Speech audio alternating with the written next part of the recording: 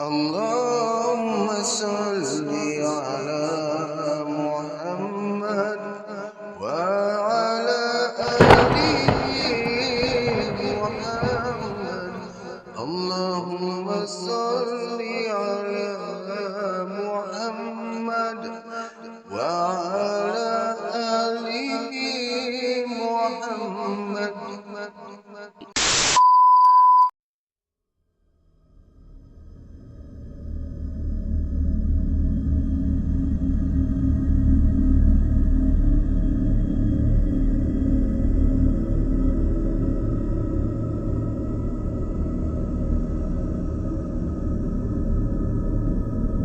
Assalamualaikum warahmatullahi wabarakatuh. Juga salam sejahtera diucapkan kepada rakan-rakan Radio 12 Malam.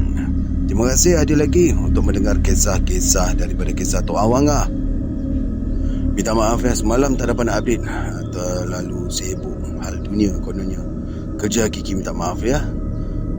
Baik, semoga yang hadir, yang mendengar kisah-kisah daripada yang saya bacakan dimurahkan rezeki, dipermudahkan urusan, mendapat anak yang baik, isteri yang soleh, isteri yang soleh, suami yang soleh, insyaAllah. Semualah segala kebaikan dunia dan akhirat, insyaAllah. Amin amin ya rabbal alamin.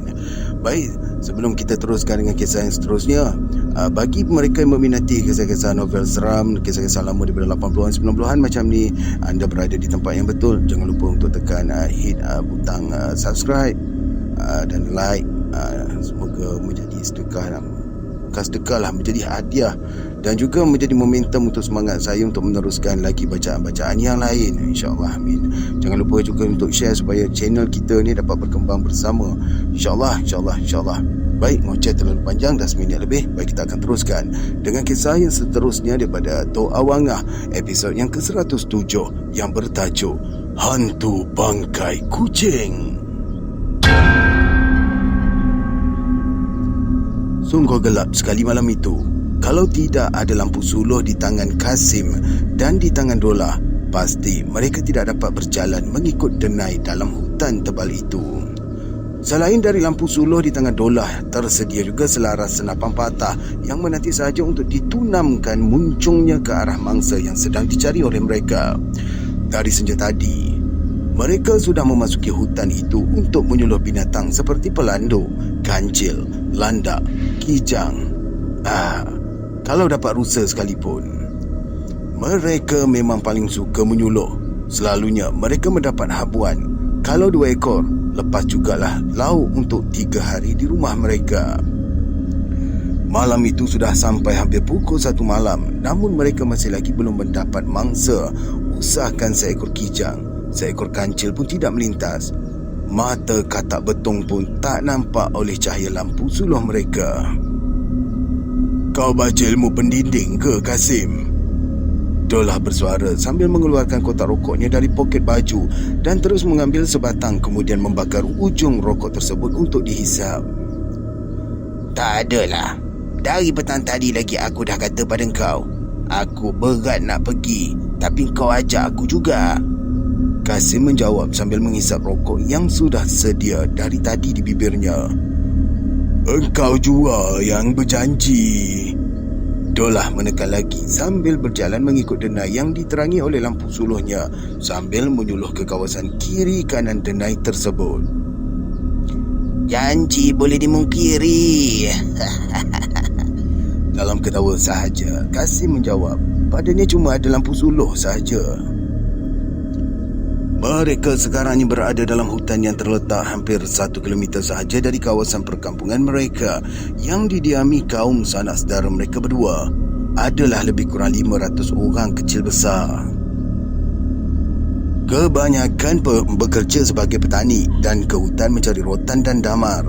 Ada juga 4-5 orang yang berulang alik bekerja di bandar.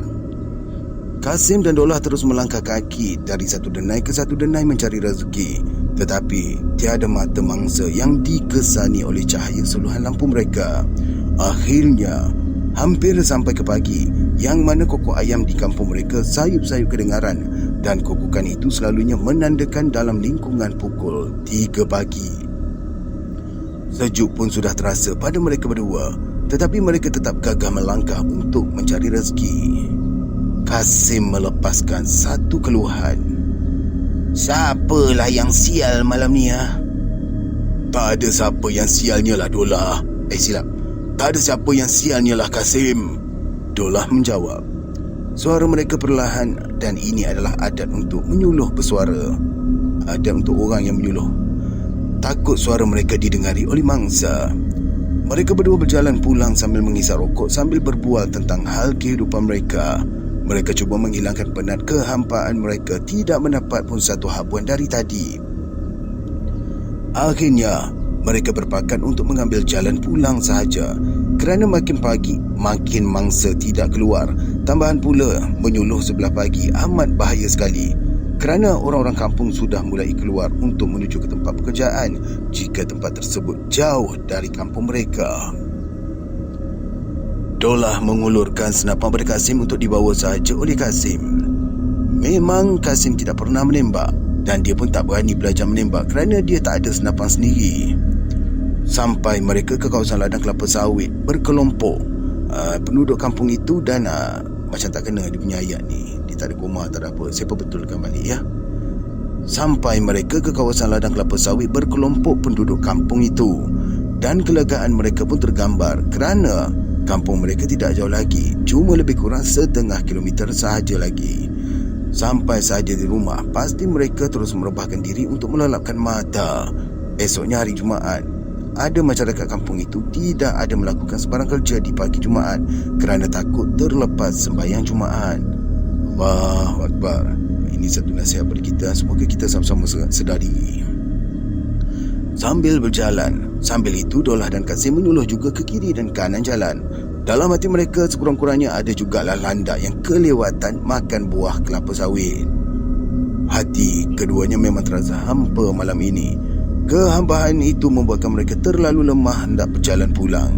Mereka sambil lewa sahaja melangkah. Tiba-tiba Dolah bersuara. Kasih senapang tu cepat. Dan sepantas itu juga dia mencapai senapan di tangan Kasim, di mana lampu suluhnya yang dipegang dengan tangan kiri tidak berganjak dari menyuluh satu cahaya mata tepi pangkal tunggul kayu. Dengan kemas, Dolah menatang senapangnya bersama kedua belah tangannya, sementara lampu suluhnya betul-betul selari dengan larang selapang dipegangnya. Betul ke larang Bukan laras senapang yang dipegang. Cahaya lampu itu terus menjundang pada cahaya mata yang kelihatan. Apa tu? Bisik Kasim pada telinga Dolah. Kancil agaknya, nampak mata saja. Badannya terlindung rumput panjang tu. Dolah menjawab. Kalau mata begitu, bukan kancil tu. Kasim menangkis. Kancil ke landak ke peduli apa, janji dapat cukup. Dolah bersuara perlahan sambil melepaskan tembakan. Bunyi menggelupur binatang yang menjadi mangsa kedengaran dalam jarak dengan Dolah dan Kasim cuma 20 meter lebih kurang. Mereka berdua pun berlari mendapatkan mangsa yang sedang menggelupur itu. Bila mereka dekat sahaja, binatang yang menggelupur itu pun lari dengan lajunya. Kasim dan Dolah tidak nampak apa-apa kerana rumput dalam ladang kelapa sawit itu panjang sangat. Cuma mereka berjaya melihat darah-darah yang berlambak tinggal pada rumput-rumput yang lasak oleh binatang tadi. Tak ada rezeki lagi lah weh, rungut Dolah. Dan dengan tidak banyak bicara, kerana mereka merasakan bahawa malam itu memang malam mereka tidak mendapat apa-apa, cuma rezeki mata sahaja. Lantas mereka meneruskan perjalanan pulang. Sampai sahaja di pintu pagar rumah Dolah, mereka terdengar bunyi kucing mengiau bertalu-talu. Dolah menyuluhkan lampunya pada arah suara itu. Mereka terus marah pada suara itu, yang mana terasa sesuatu pada suara kucing itu yang mengiau di pangkal pokok petai di tepi pagar belakang rumah. Kasim dan Dolah terbaik sahaja sampai ke pangkal pokok itu begitu terperanjat kerana melihatkan kucing hitam putih kesayangannya sedang terjelupuk rebah di dalam panir petai sambil mengiau kesakitan. Mereka berdua berpandangan dan Dolah meraba kucing hitam itu yang tengah berlumuran darah. Darah juga sedang membuat keluar dari perutnya yang terluka. Kucing kau ni Dolah, kau tembak kucing ni tadi agaknya. Kasim bersuara dengan nada yang sedih. Dola tidak berkata apa-apa. Akhirnya mereka melihat sendiri akan kucing hitam putih kesayangan Dola itu menghembuskan nafas yang akhir di pagi yang begitu hening. Esoknya, Dola dalam diam-diam pergi membawa cangkul dan menanamkan bangkai kucing itu tanpa pengetahuan keluarganya. Dia juga meminta Kasim merahsiakan hal tersebut. Mereka berdua tidak pernah lagi bercerita tentang hal itu, bagaikan hal itu telah lenyap dalam ingatan mereka.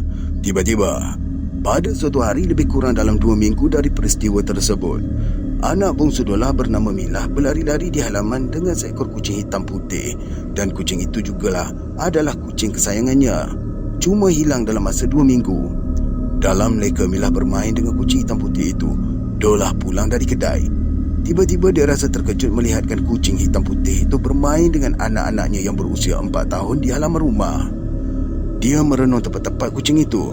Pasti olehnya bahawa kucing itu ialah kucing dia dahulu, dan kucing itu yang telah mati tertembak olehnya dan telah ditanamnya berhampiran kandang kerbau 2 minggu lalu.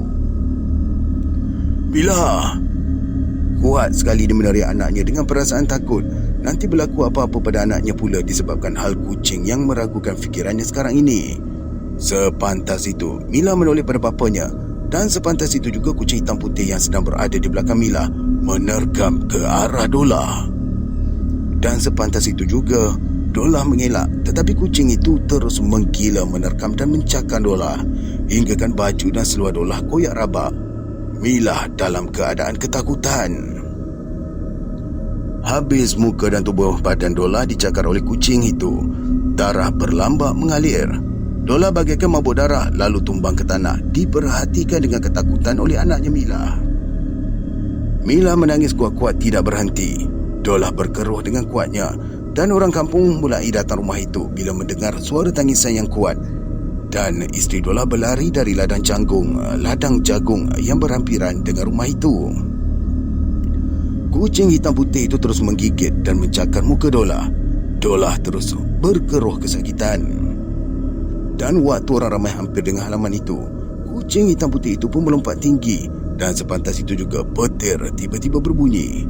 Orang ramai keheranan dan ketakutanlah kalian melihatkan keadaan. Bila cahaya panahan petir itu mengenai kucing hitam putih yang melompat tinggi itu, ianya jatuh ke tanah dengan keadaan berdiri, dan sedikit demi sedikit tubuh kucing itu menjadi hancur dan terus meninggalkan rangka sahaja dengan tulang-tulang yang masih tegak bagaikan seekor kucing yang berdiri. Dalam keadaan yang penuh kesakitan, Dola dibangunkan oleh orang ramai termasuk isterinya dan juga Kasim. Mata kesemuanya terpegun memandang pada tulang rangka kucing yang terus berdiri di atas halaman rumah Dola. Terima kasih kerana mendengar. Alamak, untuk kali ini cerita dia pendek Memang pendek, ini bukan saya cut-cut Baik, insyaAllah kita akan bertemu lagi dalam kisah yang seterusnya. Jangan lupa share, like dan subscribe guys. InsyaAllah. Assalamualaikum warahmatullahi wabarakatuh.